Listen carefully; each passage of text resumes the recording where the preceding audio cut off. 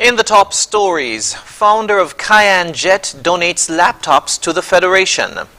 Businessman in Guyana shot after being trailed, and floods and landslides kill at least 12 people in India. Hello and welcome to the ZIZ Midday Newscast. Today is Monday, the 10th of July, 2023. I'm Jason Davis. Nationally, fulfilling a commitment he made to St. Kitts and Nevis's High Commissioner to the United Kingdom and Northern Ireland, His Excellency Dr. Kevin Isaac, ahead of the diplomatic week of activities earlier this year, Uday Nayak, the founder of Cayenne Jet and Special Envoy for Economic Development, made a donation of laptop computers through the Ministry of Foreign Affairs on Friday. Ahead of the event, at the request of the Permanent Secretary in the Ministry of Foreign Affairs, Kay Bass, High Commissioner Isaac undertook to secure computers, 6 of which were donated in May from another source.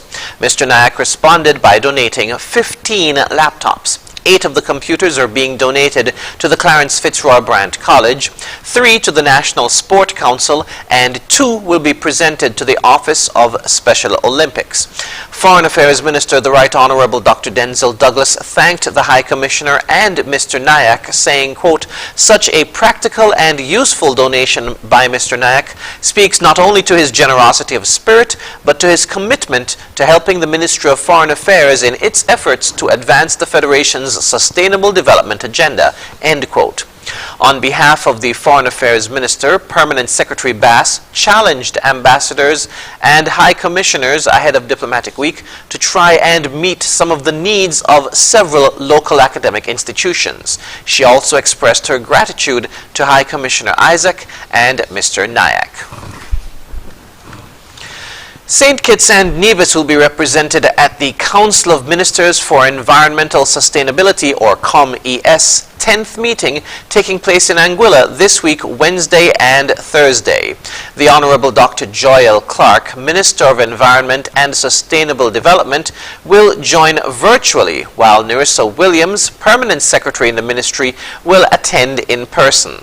The meeting of ministers responsible for environmental portfolios in the Organization of Eastern Caribbean States will be held at the Aurora Hotel and includes topics on ocean governance, climate resilience, data management, and sustainable financing mechanisms. From the meeting, it's expected that a proposed COMES roadmap for the current decade will be decided on, and the review of relevant policy issues related to environmental sustainability, natural disasters, and small island development states. Ministers are also expected to hold talks with development partners and donor agencies on funding needs for undertaking sustainable development-related projects and programs in the region. In other news, the St. Kitts Electricity Company Limited is advising the public of scheduled maintenance outages for the week 10th to 14th of July.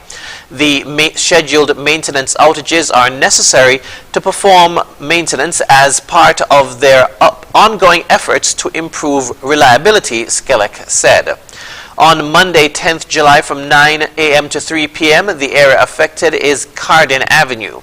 On Tuesday, the 11th of July from 9 a.m. to 3 p.m., the areas affected will be Charles Ground, Davis Road, Rollins Ground, Main Road, St. Paul's, Lower Monkey Hill, and St. Peter's Place.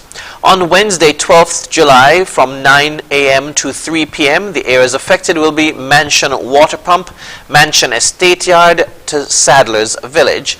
And finally, on Thursday, the 13th of June from 9 a.m. to 3 p.m., Tabernacle Housing Project will be affected.